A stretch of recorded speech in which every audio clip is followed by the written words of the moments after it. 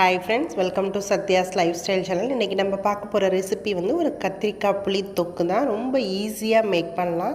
டேஸ்டும் சூப்பரா இருக்கும். இது எல்லாத்துக்குமே நல்ல காம்பினேஷனா இருக்கும். வெரைட்டி ரைஸ்க்கு இது நல்ல காம்பினேஷனா இருக்கும். வெரைட்டி ரைஸ் மட்டும் இல்ல, சாம்பார் சாதம், தயிர் சாதம் எல்லாத்துக்குமே இது நல்லா சூட் ஆகும்.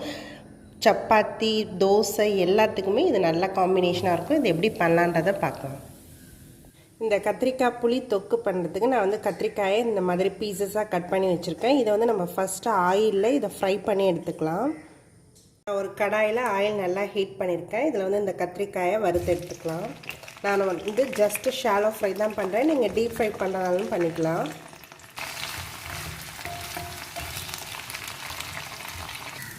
இது ஒரு ஹாஃப் நல்லா நம்ம இதை வதக்கியாச்சு. இதை நம்ம தனியாக எடுத்து வச்சிடலாம். இப்போ இந்த கத்திரிக்காய் புளி தொக்கு பண்ணுறதுக்கு நான் வந்து கடாயில் கொஞ்சமாக ஆயில் எடுத்து ஹீட் ஆகிடுச்சு ஆயில். இப்போ தாளிக்கிறதுக்கு கடுகு உளுத்தம் பருப்பு சேர்த்துக்கிறேன். கொஞ்சமாக சீரகம் சேர்த்துக்கிறேன். 2 வரமிளகா சேர்த்துக்கிறேன். கருவேப்பிலை கொஞ்சமாக சேர்த்துக்கிறேன்.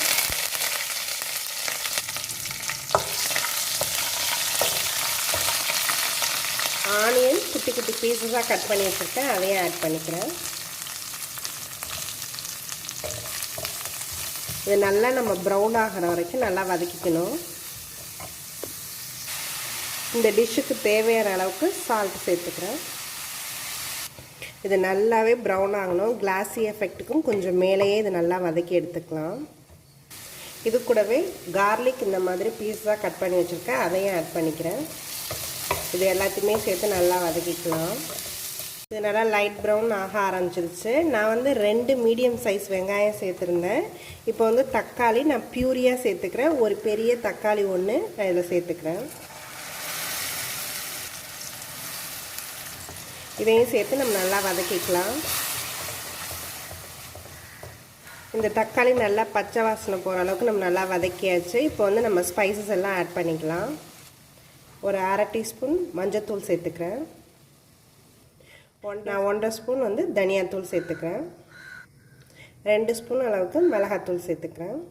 நீங்கள் உங்களோட காரத்துக்கு தகுந்தபடி இதை கூட்டியோ குறைச்சியோ சேர்த்துக்கலாம். இந்த ஸ்பைசஸையும் நம்ம நல்லா கொஞ்சம் வதக்கிக்கலாம். இந்த ஸ்பைசஸ் எல்லாத்தையும் நல்லா வதக்கியாச்சு. இப்போ நம்ம ஃப்ரை பண்ணி வச்சுருந்த கத்திரிக்காய் எல்லாத்தையும் இதில் ஆட் பண்ணிக்கலாம்.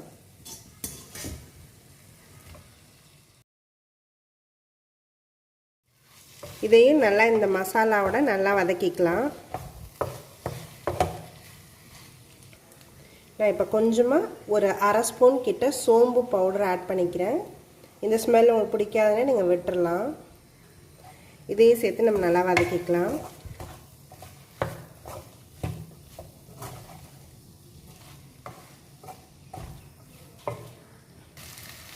இப்போ நான் வந்து கொஞ்சமாக புளி தண்ணி ஆட் பண்ணிக்கிறேன். நான் வந்து ஒரு நெல்லிக்காய் அளவுக்கு புளி கரைச்சி வச்சுருந்தேன், அதை ஆட் பண்ணிக்கிறேன்.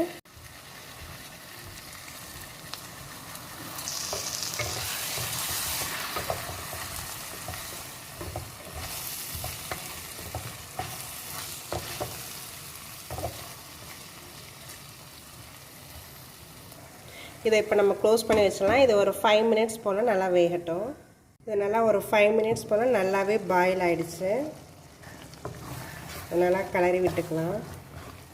இது நல்லா தொக்கு கன்சிஸ்டன்சி. இந்த கத்திரிக்காய் புளி தொக்கு ரெடி ஆகிடுச்சு. இது நல்லா ஹாட்டான ரைஸில் கீயோட மிக்ஸ் பண்ணி சாப்பிடும்போது டேஸ்ட் அல்டிமேட்டாக இருக்கும். இதோட ஒரு ஃப்ரையோ இல்லை அப்பளம் இந்த மாதிரி எது வச்சு சாப்பிட்டாலும் டேஸ்ட் நல்லாயிருக்கும். இது ரச சாதம், தயிர் சாதத்துக்கும் சைடிஷாக வச்சு சாப்பிட்றதுக்கும் நல்லாயிருக்கும்.